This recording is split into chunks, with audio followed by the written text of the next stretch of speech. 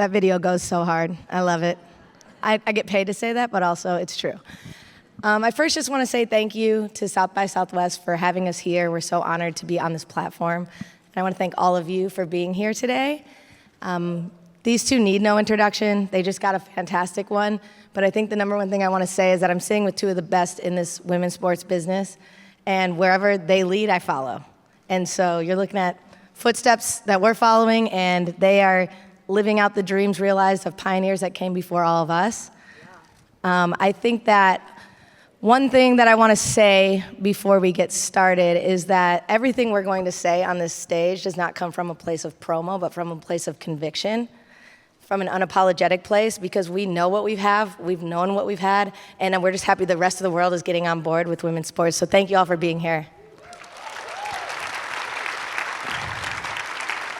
And I also think everybody's like 10 to 15 to 25 years in this. We won't say who is what in women's sports, but everybody's been in this a long time on this stage. I want to get started first talking a little bit about TOGETHXR. Jess, you founded it, you're the CCO, you were there from day one, stage one, day zero.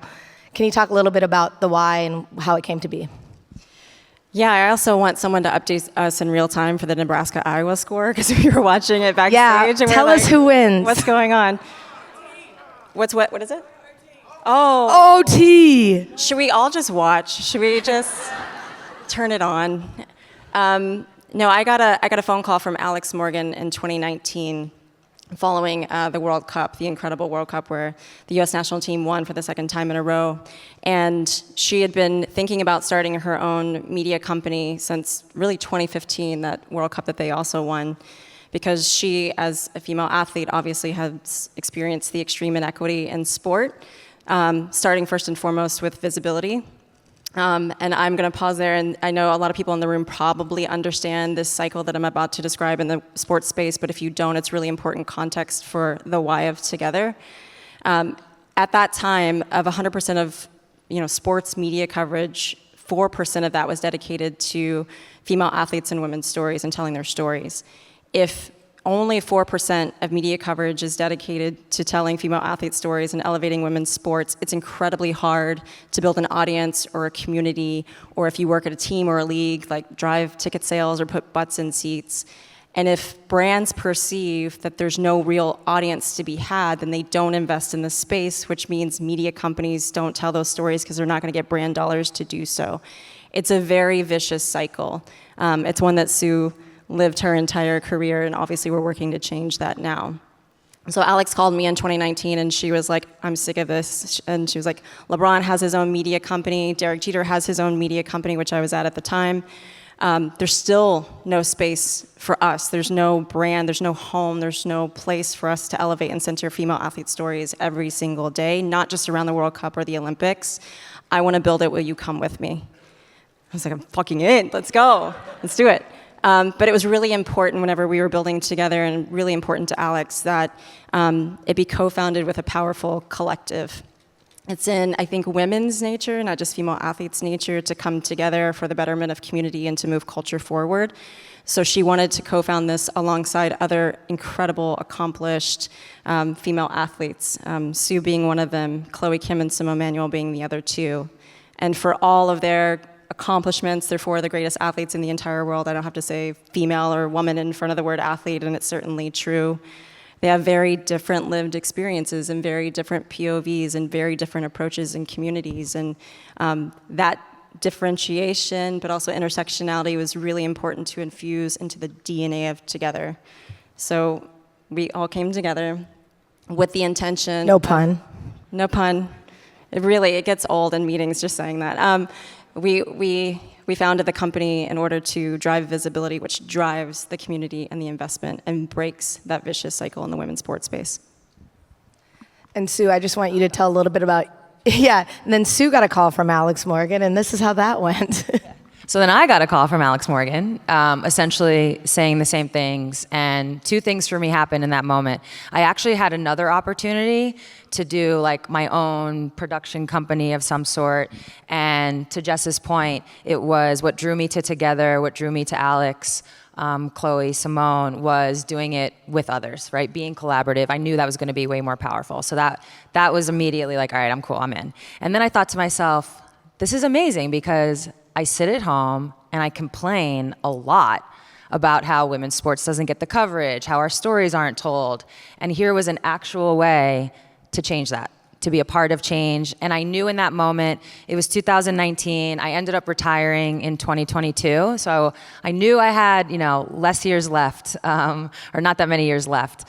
So this was a way for me to pay it forward, for me to help out younger generations. I wasn't going to be the beneficiary of most of what Together has accomplished. I knew that, and that's actually even more so why I wanted to do it. So when Alex called, she explained the thing. I was like, give me a second.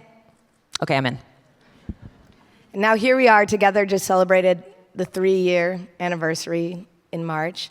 I want to just start with, what are you both proudest of that Together has done or built? We built Together an effort to be a see it, be it brand. Storytelling can change the world, and visibility is critical in moving culture forward, especially telling stories that don't traditionally get told, and pulling these stories and these women from the margins and centering them and giving them platform. I'm proud that we're sort of the tip of a spear of a much larger investment that's happening in the women's sports space. But more importantly, I'm incredibly proud of the community that we've built around the brand over the last 3 years.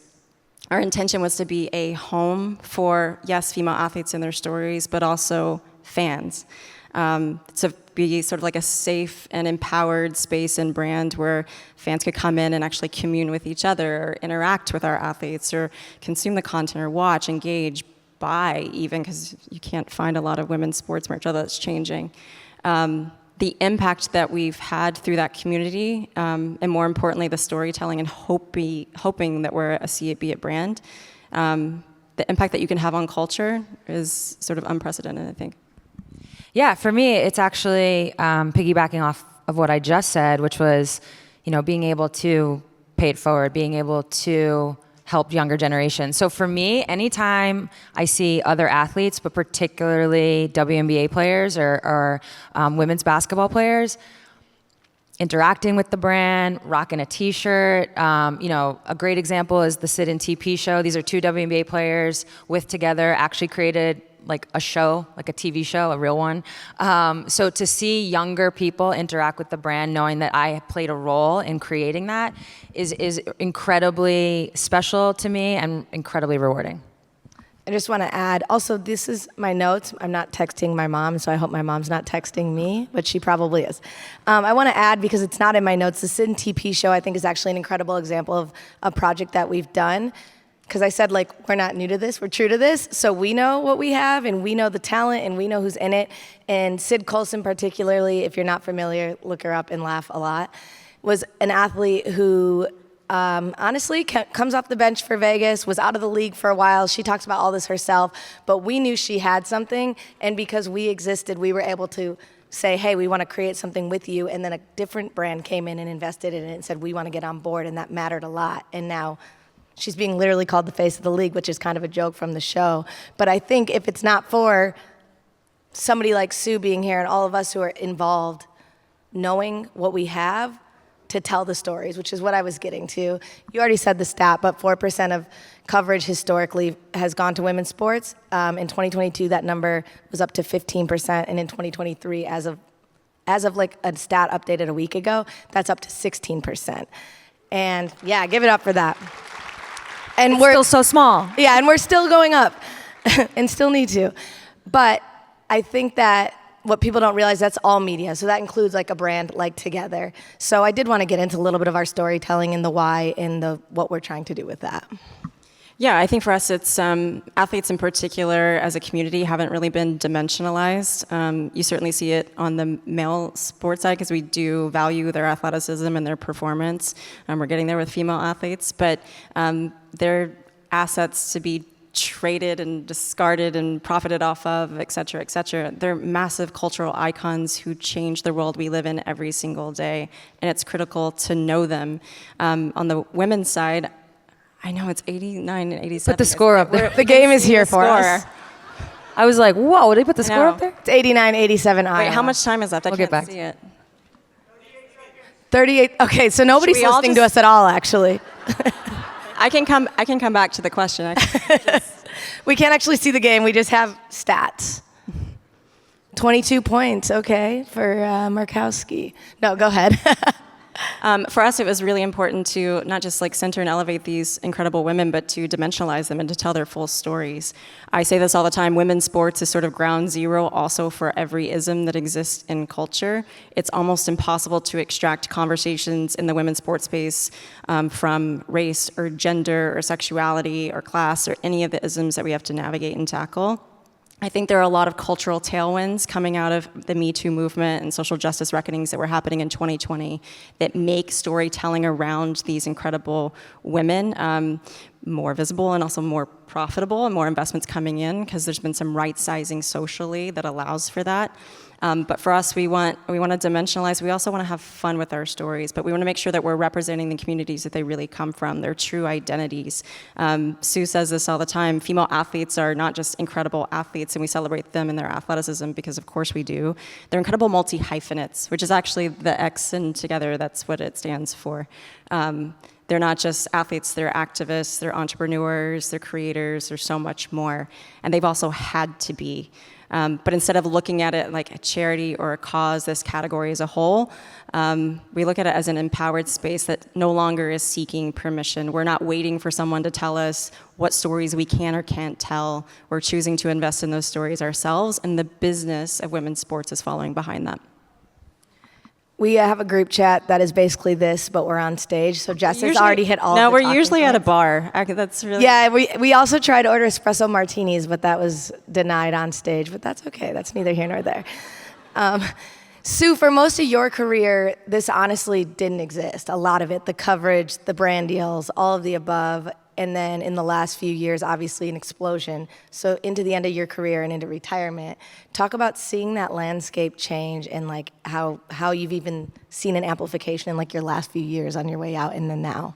Yeah, night and day. When I entered the WNBA, it was 2002, and it was kind of sort of at the tail end of what was initially like hot about the WNBA. So when the WNBA hit the scene, you know, you've got Lisa Leslie and Cheryl Swoops, Rebecca Lobo, the We Got Next commercials, like everybody's excited, arenas are sold out.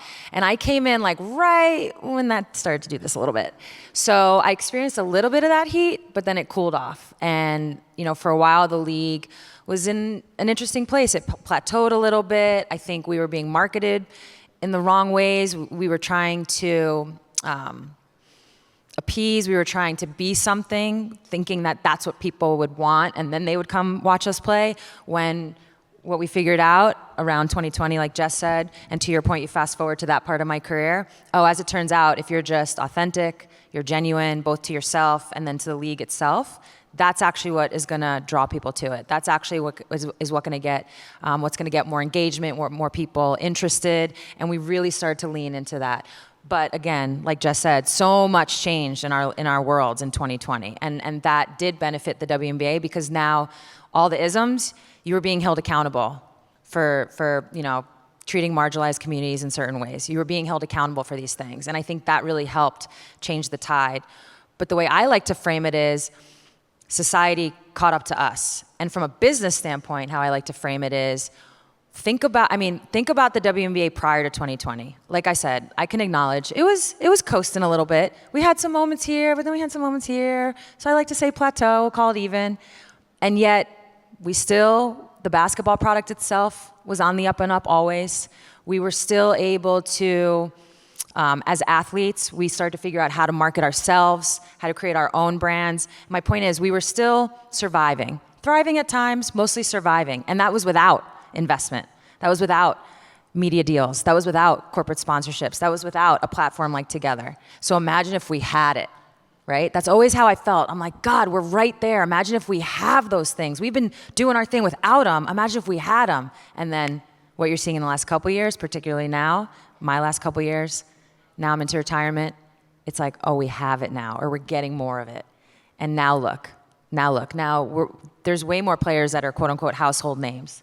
We're becoming part of the cultural conversation. It's not crazy to see highlights on ESPN anymore. It used to be like once a month. Now, they're showing that way more. They can do better, but they're showing it way more. And so it's just a really, for me personally, a really exciting moment. You took me to a place that I was going to go later, but now it feels like a good time.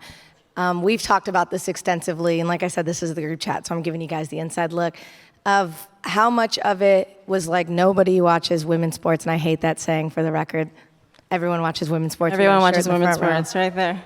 How much was it that, and how much was it actually there's nowhere where we can watch women's sports? We can't find the game. The heel was actually on women's sports. It was actually being suppressed, and all of a sudden, give a little space, and what do you see? Records, sellouts, games, viewership.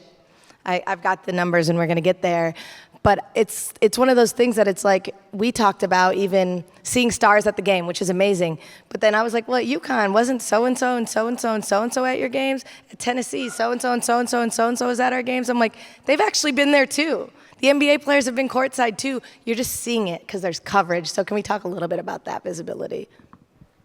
Well, I think there's a generational shift that's also happening. I think, one, I blame decision makers. Like if you're in a seat at a big media company or you're at a brand and you have a massive budget to spend, we're in March Madness, we're about to be in March Madness now that I can call the women's tournament March Madness, which I couldn't do 2 years ago, which is crazy. If you're looking at your spend across sports, let's just start from an investment standpoint and then we can talk visibility because they're connected. If you're looking at your spend in sport, this was true in 2021 with one of our brand partners, which I can give an anecdote about. And you're spending across the NCAA tournament. And Sedona Prince turns on her TikTok in 2021, live from the weight room, and on display, talk about visibility, full display, is the extreme inequity. We're talking about a weight room. We're not even talking about broadcast at this point. Extreme display of inequity. You can't ignore it. If you're a sponsor, an NCAA sponsor, and you don't use that moment to look in the mirror and look at the check that you're writing on the men's side and the check that you're writing on the women's side and start to reconcile and have parity across both of those things, decision makers are at fault. You could consciously wake up every single day and make a choice to invest in this space. If you're a media executive, you get to decide which stories you tell and why. Women's sports fans have had to be digitally native. It's been hard to be a fan. Like, where do I watch the game? How can I watch the game? It's 9 a.m. on a Saturday. I'm on XX Plus, whatever platform we're talking about. Like, it's really hard to be a fan. If you can flip that switch, you're a decision maker who can make that decision. It becomes easier to be a fan. You're tapping into a significantly underserved audience. It's not if you build it, they will come. They're here. You guys are here. You know, we know. We're experiencing that on the Together side. Yeah. So I think decision makers they're changing. There's a change of the guard. I think socially, people are being held accountable. But now it's a business case. The proof is in the business. If you're not investing in this space right now as a storyteller or as a brand partner, VC, whoever's represented here, you're missing. You're late, actually. Sorry, it made me laugh because 2013, I got hurt, so I wasn't playing. It was so hard to watch the games. It was impossible. I was like, this is impossible. And it just made me think, like, remember when they put that one NFL game on Peacock and everybody had a fit? I'm like, the one time? I'm like, welcome. And it's like, and the where I'm going with this is, thank God for social media. And I'll say this, I don't love that Sedona, I'm sure Sedona Prince didn't love having to make this TikTok, right? And being like, rub someone's nose, like, see, this is what it's like. I don't think women's athletes in general who have had to hold people accountable via their social media, like, actively love doing it. But imagine we didn't, right? Imagine she didn't do that. I was thinking of the bubble season and it's actually like public shaming. Like, nobody wants to partake in that. And yet, if we didn't do it, the tide wouldn't have turned. We wouldn't be sitting here having the conversations that we're having now. And that really ties back to how, as individual athletes, whether it's actually across all sports, and then particularly those that like team sports that have leagues, if the athlete themselves and the leagues themselves didn't use their social media in those ways, we literally wouldn't be sitting here. I was just thinking about that right now, so I just want to share it. Mind blown. This takes me to a really good point, and you're going to have to bear with me. I'm going to give you guys literal straight numbers from the last couple of years of records that have been broken due to likely visibility and investment. Obviously, we all know the Caitlin Clark effect as we're watching the game on a screen up here. Her record-setting game had 3.4 million viewers as the most watched college basketball game of the season and outdrew the Warriors and Celtics on ABC at the same time. The women's Final Four is breaking records. It broke tons of viewership records last year. Fox Sports just reported that women's college basketball averaged more than men's this season. The Aces sold out season tickets. They're the first WNBA franchise to sell out. They have no tickets available as of right now. As soon as Caitlin Clark announced, Indiana sold out their lower bowl in, I think, 15 minutes. The World Cup, Australia played in front of 70,000 people at Stadium Australia. This one blew my mind. I have chills. I was there. It's one of the single greatest moments I've ever seen.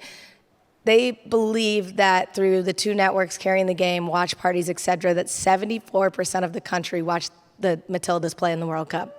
Almost all of the games. I think this is in here somewhere, but I want to say that the average audience at the World Cup was 31,000, which, like, when two countries are playing that aren't the home country, it's historically been fairly bleak if it's not the U.S. But yeah, those numbers were way up. Nebraska volleyball had the biggest attendance for a women's sporting event of all time. 92,000 fans packed the football stadium. San Diego Wave averaged 20,000 fans a game. Angel City averages 19,000 fans a game. NWSL broke an attendance league record last year. The WNBA in 2023 saw the most viewed regular season on ABC in 11 years. The 2023 WNBA regular season reached over 36 million total unique viewers. The All-Star Game was the most watched WNBA All-Star Game in 16 years. WNBA attendance was up 16%. The Aces championship clinching win peaked at 1.3 million views. I think you guys get where I'm going. A total of 46.7 million people viewed 1+ minute of women's sports on linear TV. That streaming's a huge driver. Paramount Plus just saw the most streamed game with the US game the other night. Point is, everyone watches women's sports. And that's where we're going here. And I think what I want to take that to is media rights. The NWSL just signed a record-breaking media right deal. The WNBA media rights are on the table. I want to hear what you guys think we're going to see here in these next 5 years, 10 years, 15 years when it comes to media rights. I hope we're seeing parity, really. Let's start there. I mean, I'm not a numbers gal or anything, but then everything's going up. I mean, it's yesterday's price. It's not the same. What's a win for the NWSL is automatically going to be a win for the WNBA because they can then use that model and that valuation to grow their own and drive value, increase their value for the WNBA negotiation rights. Is that next year, the media rights deal? It's huge. It's just a sign of the investment that's coming. And what's really interesting to me, and we talk a little bit about this with Alex and her husband Servando, is the men's sports space is pretty capped. Like, we're not just seeing media rights deal go up for the women's sports side. We're also seeing new franchises, new teams, new leagues. You don't see that kind of growth and investment happening on the men's sports side because it's capped. There's nowhere to go. There's only room to grow in the women's sports space. Yeah, I think what excites me about all these media deals is we're no longer being bundled. That has been, so a lot of times there's almost like this disconnect between, in my experience, between I go into an arena and, you know, there's 15, 20,000 people at WNBA finals games, but then we're being told that nobody watches, right? So like there's always a disconnect. Same thing. Well, why don't we have massive media deals, right? Oh, nobody watches. And then you're like, but here's the viewership. So like, what's happening? And that's when you start to realize that the systems were never built for us to get the proper media deal. They were never built for women's sports to succeed in the way that men's has been able to, which is really what equity is to me in these spaces. It's just we want the same opportunity to grow. A lot of people get it twisted, like I'm walking into a room saying, I deserve LeBron's money. That's equality. That's pay equity. That's not it at all. We want the same opportunities to grow. So what excites me is, and women's college basketball is probably the best example of this. It still was bundled a little bit in their past deal, but for so long, I always like to say it was women's college basketball was the penthouse in a building. And yet the real estate agent came in and just sold the whole building for a flat fee. And you're sitting in the penthouse like, what?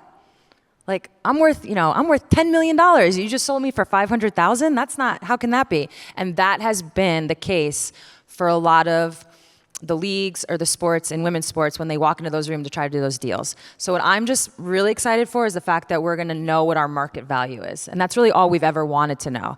And if the NWSL is a sign of what our market value is, like you just said, price tag, it's going up. And that's really exciting for all the sports because they are going to be able to use that and leverage that in a really positive way.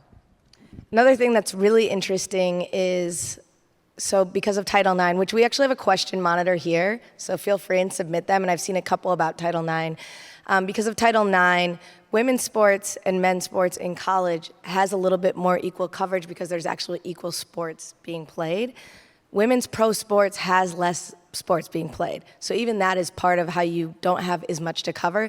So when people are like, well, why would you expand the WNBA? Why would you expand the NWSL? Expansion leads to more games being played, which leads to more games to cover, which is actually why it needs to happen. It's also more inventory for brands. One of the reasons brands say that they won't invest in the space is because, one, there's not enough eyeballs, which we know is not true because we can create those eyeballs if we make things available. But there's actually not inventory to buy. Like, when was the last time you saw a pre or a post show? Like, leading into or out of a game. Sometimes it happens around the big tent poles. There's no shoulder programming, there's no shoulder content programming, episodic series, doc series, things that surround the events themselves. If there were more inventory, visibility, storytelling, then brands could come in and buy that, which then drives all the stuff that we're talking about. Yeah, we watch a big game and then the game ends and you're ready for like coverage on the game and NHL comes on and you're like, okay, like, guess I'll change the channel. No disrespect.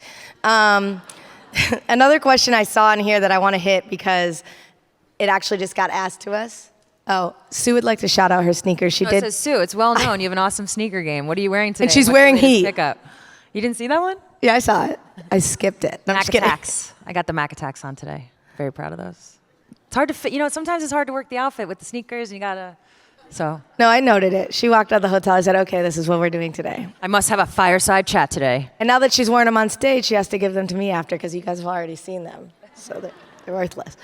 No, actually, the question that I saw that I thought was interesting, so there's a lot of people in here, and oftentimes we speak to women who are already enthusiastic. They're already there.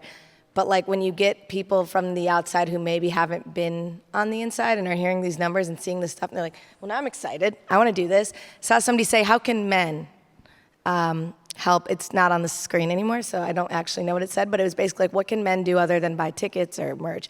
Well, number one, men and women. There's actually so many women that haven't been to games, but men, what I think is funny, so we do have, I've said it a couple times, one of our biggest moments has been this everyone watches women's sports shirt. We were tired of the nobody. A, it's not true. B, it's tired. We flipped it on its head, and people are always like, oh my gosh, it's amazing. I'm gonna buy it for my daughter. I'm like, buy it for yourself. Post about the games yourself. Buy tickets for you and your friends and your daughter. Like, that is how you can help. And so it's not a space where we're like, yeah, it's just for women. No, it's for all of you. And you have the power to sit in C-suites and spend money and write checks. You have the power to buy tickets. You have the power to buy shirts and put it on your body. So I don't know if you guys want to add to that, but I do. I also think, by the way, this is men and women, but we're talking about men right now. I also think men, when they're in rooms, whether it's social, whether it's a boardroom, when you hear a conversation that is negative towards women's sports or derogatory in any way, like you have an opportunity to use your voice in that moment to change that conversation. That to me is like something we can all do. It doesn't matter if you're talking to your family member or, like I said, you're the CEO of some major corporation. When you hear people saying, like I said, derogatory things, that is an opportunity for you to really change the world. It's a social responsibility. I don't know. To Justine's point, I'm just like, be a fan. You don't have to support other fans. Just be a fan. Watch, like, consume, buy, go, evangelize. Like, or cut the check. Cut the check. Cut the check. Also, John 590. That's an inside joke. If you saw Fallon the other night with Sue, the people in the comments, which I want to get to, have drastically changed, but the John 590s and the XYZ 123s. When we click on your page after you've said something appalling and you've got daughters or a wife or a girlfriend, it's so embarrassing for you. So like just don't. Just honestly, spare yourself and spare us. I will say, though, one of the biggest, coolest cultural things that I've seen change is we have clicked on Bleacher Report and ESPN, all of that forever, and seen Get in the Kitchen, like LOL, okay, and all of these things, and now I click and it's like, well, that's okay. Caitlin's not my favorite player anyway. Well, I prefer so-and-so. Well, what was she doing playing that defense? All of a sudden, everybody's engaged and they're talking about it like sports, and I really want you to speak to that because you've, like I said, lived the evolution. Yeah. No, it's definitely true. For a very long time, I mean, really for everybody, social media can be a cesspool, but for a very long time for women's sports, particularly women's basketball, it was a place of just crazy hate. I mean, Caitlin Clark right now is top of mind, so we'll use that. But there's been a lot of women in the last 10 to 20 years that have, well, we'll say 10 years because of social media, that have broken records or had, crazy milestones. And undoubtedly in the comments, it's like you just gotta hate. They have to, whoever they is, we joke that it's John 5927. They have to find a way to tear it down. They have to find a way to point things out. And it's not that we're totally immune to that, or it's not that it's not existing at all. Sadly, it still does, but it's way less. I mean, it's true. Now you open up, maybe ESPN posts something about Caitlin recently breaking the record, and people actually have respect for it, and they're actually engaging in, by the way, I'm all for debate. If you don't like Caitlin and you think Angel Reese is the best ever, have at it. Have at it. But you don't have to tear someone down, or you don't have to, especially for a woman, you don't have to tear her down and say that what she did has no value. That's where it goes sideways. So it's been really interesting. I try to stay out of the comments for my own mental health, but it's been really interesting to see that change. And again, it's just a sign of things catching up to what we already knew. We're back at that point, Yeah, when somebody does say now, we don't care, somebody's like, get out of here, John 590, we don't care about you. And we're like, that's right. Now, also in the group chat, we're like, are men okay? Are they good? By the way, there's a lot of men in here. We do love you guys, I promise. I promise. The one. Thank you. Is that John? Another thing I want to talk about, okay, it's actually two-part because there's two different sides of this. More women in storytelling, more women in sports coverage, more women in the studio, more women calling the games, more women talking about the games, or the men doing it, watching the games, and then talking about the games. There's two-part question. One, I want you to talk about that we've talked about a few times as far as the coverage and why it matters when they're reading a shot sheet versus when they've watched the game. And then you are always talking about the isms and the intersectionality. And I want to talk about that too, why the representation of who's playing in the studio or on the sideline also matters. So whoever wants to go first. Well, I think there's implicit bias in the media. And from a storytelling POV, and it's sort of mission critical, and one of our values at Together is we hire and employ and work with creators and makers of all kinds across the entire industry who reflect the identities and the communities of the talent and the subjects of our docuseries or our films or our social content. It's incredibly important for whoever is making or producing or hosting or broadcasting, I think, to represent the community that you're seeing on the screen. One, it starts to reduce that implicit bias. It also allows for a little bit of context and relatability and authenticity in the story that you're consuming. For me, it's also a bigger sort of philosophical belief, which is you create pipelines of opportunities for people who haven't traditionally had those pipelines of opportunities. That is a social responsibility too. It's not just women who've been left in the margins, and especially in the women's sports space, we're largely talking about women of color, black women, queer women, non-binary people. We need to also employ and deploy and create systems and pipelines of opportunities for them in the industry. But having storytellers who can relate to or who come from or who share identities with the subjects of your content is critical. And I just want to add quick before you go, a critical part of our mission, we use female producers, female shooters, female writers, all women of color, women from all over. We very actively try to create that space on the back end too, not just the front end. Just to piggyback on that, I think in the ecosystem of coverage, there's a variety of different ways. It could be the highlight you see on SportsCenter. It can be a podcast. It can be a docuseries. So on and so forth. And I think for a long time, a big issue has been that when they do talk about women's sports, they're not educated. They barely know. And let's use like a podcast interview because there's space for everything. So it's great if a female athlete goes on a very popular podcast and gets to have a conversation about her career. Absolutely. But it's even better when she gets to go on there and just have a conversation about anything, right? About something in her career, about, oh my God, what about that? Weren't you on that team where there was a fight in the locker room? Oh, were you there when, you guys met the president? And to get into the nitty gritty. And I think a really funny example that just happened of this is, and just to like make my point, yes, we need to have times where they go through my Wikipedia page and we hit every milestone. Yes, that story needs to be told. But I don't know if anybody, and sorry, Justine, I don't know if anybody caught yesterday in the semifinals of the SEC tournament, there was an epic, Unbelievable. tragic, Still heartbreaking. Unbelievable. bad, terrible loss. Two Lady Vols fans. Too right here, soon. Yeah. Sitting next to So UConn. South Carolina, who is undefeated, number one team, killing it, plays against Tennessee, unranked in the semis. Tennessee is winning. They give up they're up by 2 with 1.1 seconds. They give up I don't even know what the hell happened, 3. They make it, game over. She's 1 for 2 on her career. 2. She's taken 2 shots, one of which she made yesterday. That's why I started with, I'm sorry, Justine. So she went to Tennessee. It's a whole thing. So what was really fascinating to me is that the coverage was great on social media. And, they cover the highlight. And they're doing their best. And they're trying. You know what was the best part about that? That Candace Parker FaceTimed Asia Wilson to talk shit. Asia screenshotted it and posted it. That everywhere. Now, I don't know. I actually know those two. And even I felt like, I feel like I was a part of it. Like I got to enter their little FaceTime chat.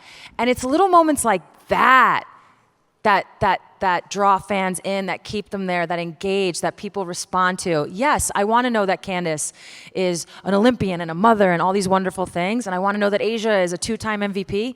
But I also want that moment. And that to me is where the coverage of our sports, where the storytelling of our sports, where I think the people that host whatever shows we're talking about, it becomes really important that those people start to be educated or just have an understanding of the nuance of our world so we can tap into those things. Because as we said earlier, we are multi-hyphenated. We do have a lot to us. We've had to build our own businesses because nobody would build them for us. So to tap into that, I think it's kind of like that next layer of conversation around what we're looking for in terms of the media coverage that we are starting to get. Also, shout out to Camila Cardoso because big-time players make big-time plays, so I can't even hate. She has been hating on her talking for the about last, this. 24 I was actually hating on our own team. I was not hating on her at all. I'm not gonna lie. Fair. I meant the situation. Fair. You're right. I mean, you made a great point about this with the Steph and Sabrina 3-point contest. The commentary and broadcast that we all heard, had it been maybe a woman on broadcast talking about what a milestone that was and what an accomplishment that was and putting Sabrina's performance into context, which was missing in all of this. Yeah, honestly, if I was on that, I would have talked about how Sabrina already shoots from that range. That was never mentioned. This is like a normal range for her. I would have talked about how shooting with a men's ball is actually easier. Newsflash, it's easier. Now, but I don't blame her for not doing it because it's what you're comfortable with. You should shoot with that ball. And also, she's in the middle of trying to, A, get ready for a WNBA season, but B, make the Olympic team. So I'm like, I'm not changing it up for a shooting contest. Because, you change a ball, it does mess with you for a little bit. You have to adjust. It doesn't take long, but it's a part of it. Why would she disrupt her training for that? So it's these little things where you might sit at home and be like, oh yeah, I never thought of that. But nobody on that broadcast knew enough to have that conversation. It's almost like TNT doesn't have a woman on their broadcast team in the WNBA.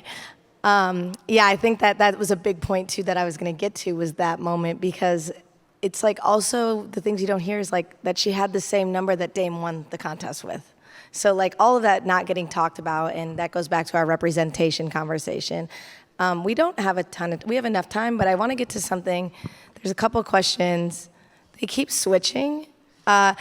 So it says storytelling is a powerful tool to draw people into women's sports. Docuseries like Under Pressure, and they just changed it. But docuseries like Under Pressure and that help tell those stories. Any plans for more of those?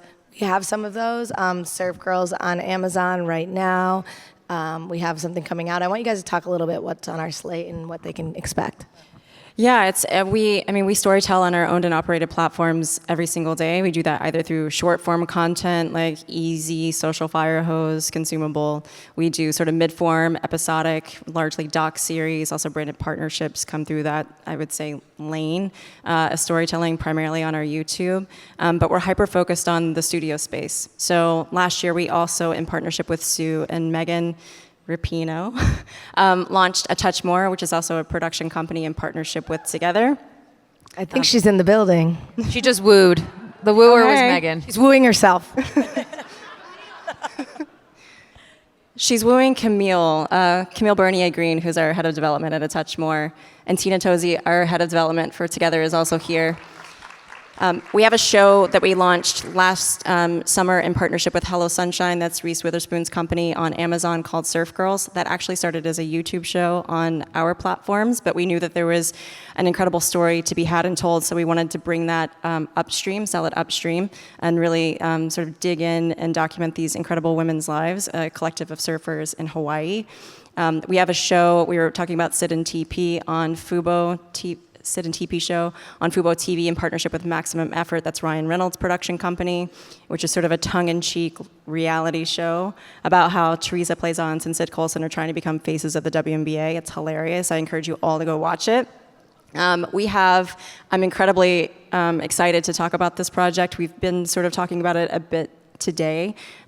We have an incredible documentary coming out on Amazon in June called Power of the Dream. It's executive produced by Tracy Ellis Ross, Sue, and Nneka Agwumoke, that tells a story about the incredible women of the WNBA who took on a team owner who happened to be a US Senator, and in turn sort of changed the course of democracy in the United States in the 2020 election and flipped a Senate seat. I don't know if there's a little bit more you want to talk about that project. I mean, it's a very powerful film, and what I'm proud of is it sort of makes people who we don't traditionally consider powerful, that is women of the WNBA, particularly women of color, black women, queer women, which we've talked about, and centers them as powerful. They change the course of democracy in the States. We'll see what happens in 2024. I'm a little nervous, but it was a huge moment, and it's also sort of a roadmap, I think, for others who want to form collectives and change culture and move it forward. I was just going to add, and you'll know the exact number, but when they put on these Vote for Warnock shirts and walked into the bubble collectively together, his campaign raised like $2 million overnight and enough for him to put a push on the run for Senate. So they actually did flip the Senate seat. And I think that takes us to a great point, which is women affect culture, and so much of women in culture actually starts with women's sports because they do have mics and they do have press conferences and they are there. Also, like, I don't know if you guys have heard of Taylor Swift and Beyonce, but women actually hold the power. The only person who's raised the value of the NFL at this percentage in this amount of years is named Taylor Swift. She's a woman. And she probably gave them a $300 million deal for free. So somebody had an NFL question. I was like, let's just get that out there. But women drive culture, and an interesting perspective for women and women's athletes particularly is that they have no choice but to fight for the things, because it's not like you're just fighting because you're like, go vote, or you're fighting because you're like, whatever it is, it's affecting you. And they're real causes. Yeah, honestly, if you use Power of the Dream and what we were able to do in our bubble season in 2020, it's a great example. But it even goes, the truth of that story starts in 2016 when we kind of learned through the Minnesota Lynx. They were wearing some T-shirts at a game to protest police brutality, and that caused quite a stir. It's actually before Colin Kaepernick ever took a knee. And we realized in that moment, because the league fined them, other teams followed suit, the league started to fine us for wearing T-shirts that weren't WNBA branded T-shirts. And we realized in that moment, like, oh, when we do this together, it's actually more powerful. So even though like I said, what Minnesota did was exceptional. The New York Liberty followed, and then the rest of the league kind of followed suit. We were like, oh, but if we had done this all at the same time in one day, like that's where we can create the most impact. And that's really what informed all of our decisions in 2020. And the reason why we are able to do that, A, we're used to teamwork. We're good to go in that category. But B, to your point, Justine, we've always had to fight for ourselves or for our teammate. Always. We've had to talk about media and viewership and all the things that are lacking in our sport. We've had to defend teammates, as a white player defending my black teammates, as other teammates defending me because I'm gay, so on and so forth. I mean, all of the things that impact our world impact women's sports. And in a way, we just got very used to that. We grew up backbone. And so to, not only speak up for ourselves and what's impacting like us as individuals, we also know how to lend that voice. So what 2020 was a marriage of realizing that the power of numbers is where you can have the most impact, but also understanding like we know how to lend our voice. We know how to help others. We're not new to this. This is what we've been doing for the last 1,000 years. And again, that moment when those two things came together, I mean, the proof's in the pudding, and you can go watch the doc. I also want to add, because I can't help myself, I said we're coming from passion and conviction, but when the Lynx wore the shirts for Philando Castile, that was pre-Colin kneeling, that was pre any of this. They actually did that in Minneapolis before anybody, and a lot of people don't know that. That was like 2016.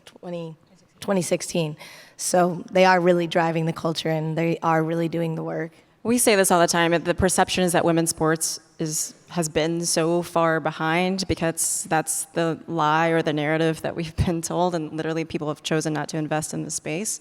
But it's not so much that women's sports has been behind, it's that culture's finally catching up. And we're benefiting from those tailwinds. Wish it happened sooner, but we're here. We're gonna capitalize on it. And just because we've made a lot of jokes, it is amazing. Like, people are watching. Like, we aren't begging you to watch. The tickets are sold out, but like people are, and they're enjoying it because all of a sudden it's like, wow, this is good. The product's great. We're like, yeah, we've known all along. Like, it's just incredibly validating to now have numbers, have data, have viewership numbers, ticket sales, those kinds of things, because a lot of people do try to, when we speak, do try to counter us or make a point. And now to have the numbers, that part is both really wonderful to just throw it right back in their face, but also very validating, I think, for all of us who have been here for so long. We knew it, and now we have the numbers to prove it. The person running these questions is going to hate me by the end of this, but there was one about engagement. What do you tell a naysayer male who says women's sports aren't that engaging? Oh, there we go. Wow, they're fast. What would you say to a skeptic, very fan of men's sports, when you say that women's sports is not as engaging as men's and that it's its worst enemy? Let's just, number one, not true, period. Number two, a really fun fact that I love to tell everybody is that, like, while women's sports has not had the reach, women's sports engagement is 2 times that of men's. The athletes see 2 times engagement on social media, with brand partnerships, with sponsorships, with platforms. So like the engaging thing is like, it's fine. If you're not engaged and you don't want to be engaged, all good. But that's just not true. Yeah, so yes, the reach versus engagement conversation and the way it impacts men's and women's sports is pretty incredible, and Justine just touched on that. I kind of come from it at a point of like, if you don't like it, that's cool. Like, there's a lot of sports I don't like and I don't watch it. And that's fine. The difference is, historically, but this is changing, is I'll think of a sport that, now that Seattle has a hockey team, I've actually like gotten into a little bit. I pay more attention. But historically, I wasn't really a hockey fan. I don't know much about it. I didn't grow up watching it. It's like it doesn't hit my IG algorithm. It's just like not in my world. But I never felt the need to go out of my way to publicly shit on it. And that's where we come back to like, what's wrong? Are people okay? To not like something is fine. Everybody has their preferences. Like, I'm never going to sit up here and be like, you must watch women's sports. I think it's great. I think you'll enjoy it, especially if you haven't tried it. But what I don't get is the going out of your way to publicly hate on it and to make a joke about it and to put it down. First of all, it says more about you, but at the same time, that to me, when someone's like, oh, I like men's sports better, cool. Now, my new favorite thing is just to go in and comment like, you good? You okay? Good, bro. We'll send you a shirt. It's all good, I promise. Another thing I want to talk about, we are like running, we have so many things, but I would love to know like Together's dream partnership, and then also just speaking a little bit into securing those partnerships, telling these stories that haven't been told, and how it looks different than going into the men's market or selling men's sports. Jess. I'll start with an anecdote that I'm usually a little embarrassed to say out loud, but it gets into the success and the growth that's happened in the women's sports space, but specifically for Together. When I was asked to come in and co-found Together alongside Sue, Chloe, Simone, and Alex, the question that I got asked by some of our investors was, they actually asked me 2 questions. They were like, 1, can you move to LA? I'd lived in New York for 15 years, clearly still a New Yorker. Terrifying question. And the second question was, what are you afraid of? And my answer to that, which just sort of came out of my mouth without even thinking, was, I'm afraid no one will care. Because we have been taught sort of cyclically that there's a boom and bust cycle in women's sports, and people care for a minute, they care around a World Cup, or they care around the Olympics, or March Madness, Final Four, but they don't necessarily care 24/7, 365. The investment is not sustained. So that was my nervousness. Wildly proven wrong. Obviously, we're here and we're talking about the growth that's happening in this space. This isn't a cop-out for the answer, and the reason it's not a cop-out is we have dream partnerships as part of Together and a touch more. We have worked with massive global blue chip brands. We've doubled our revenue year over year. As of January 1st, we are profitable as a media company, which, if you know the media space, is wild and is proof, a point of the growth and investment that's happening in this space. We work with Nike, with AT&T, with Coca-Cola, with Buick, with Geico, with Affleck, TJ Maxx. TJ Maxx, baby. It's honestly, and like we're drinking from a fire hose, and I know we're not the only ones. So the fact that this investment is coming in, and brands are coming to us and going, we want to get in this space, we want to storytell, we want to show up, we want to impact the space, positively impact the space, which means they're value aligned. They're asking us, like, what can we do? Outside of cut the check, it's like tell the story, eventize, activate, show up, be consistent. And then the challenge back to them is always, what's going to happen when the space plateaus? Because inevitably, whether it's sustain right. So, and then our answer is you stay with it, right? Because this happens in men's sports all the time. So it's not a cop-out. It's more just like recognizing that I was so nervous 4 years ago, really, about what growth and investment would look like in a brand like ours, and now we're drinking from a fire hose. I want to get to 2 things that I think are important, so we have a little bit of time. Number 1, NIL. It's like NILOL, because the amount of times we've had to tell people that. How many times have you practiced that joke? Actually, that was the first time, but it didn't go over that well, so I'll scratch it off the notebook. The money is great. The narrative around it is terrible, meaning they're not taking pay cuts. Caitlin just signed a multi-year partnership with a brand in Indiana. I wonder why, because she's going to the WNBA. Like, that is just not true. Sue feels passionately. We have something coming, so we won't get too far. We have a big exclusive coming on this topic. But I think it's important, number 1, because I want you to share kind of your thoughts on it, but also the Caitlin Clark effect is real, and it's happened, and it's incredible. But after Caitlin, there's a Juju coming, there's a Hannah Hidalgo, there's stars that are to be paid attention to that are going to see record-breaking deals because Sue existed, because Caitlin existed. So just give your rundown on the NIL. Don't give it all away. No, this actually is a nice little tie-in to what I was saying earlier about those that are now trying to tiptoe into women's coverage. There's like things they don't know. So then they whether it's on Twitter, or it even happened on PTI.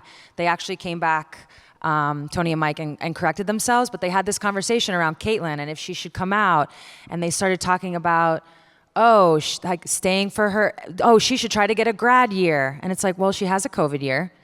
So if you paid attention to anything, like, you would have known that. They did come out and correct themselves, but that happens a lot. And that's what I'm talking about that mainstream media and the narrative that gets put out.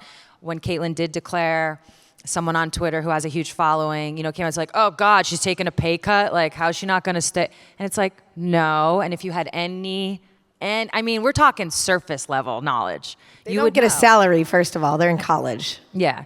So basically, just all the rhetoric around NIL and around players, taking a pay cut to leave. I think the proof is in the pudding, in that all the players that have had eligibility have left. You think they're all just like leaving all this money on the table and go? No, it's because they know their NIL deals, which are endorsement deals, are A, likely going to follow them, and B, they're now going to be playing professionally, which to me, the fact that nobody says this, what I'm about to say, it's not mind-blowing by any means, but nobody ever says it. They now don't have to go to class. Or study hall. And they have more time to make more money. Like, what? There's only so much you can do as an athlete in terms of your training, your season, your play, and then fulfilling your endorsement deals. There's only so much time. And if you're a college athlete, a lot of that time's in class. And honestly, you're still, I say this like endearing, you're still a kid. You still have an adult, a coach, that is dictating your schedule.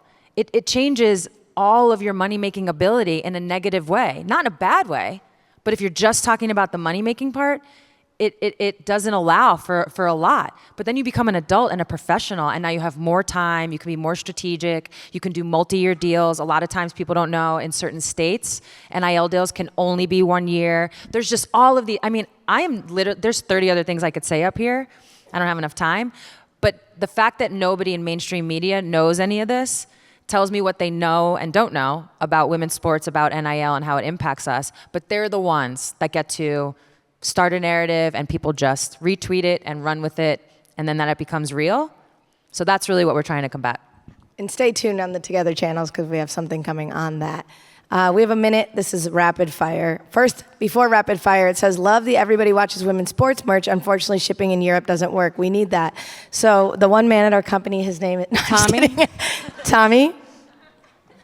And when I don't have a job after this, you'll know why. But so 2 rapid fire. In 3 years, Together will be The most influential brand in sports? I was going to say domination. world domination. Dominate. In 5 years, women's sports will be. Oh God. I mean, it already is. It's changing culture. It already is. In 5 years, we won't have to have these. Honestly, in 5 years, we won't be on these panels telling you about women's sports. We'll be at a bar watching all the dope games on today. Which is what we're going to go do now. That's what's going to be happening. That's what we're going to do. You're going to already know all the things we're telling you in 5 years. It's going to be mainstream.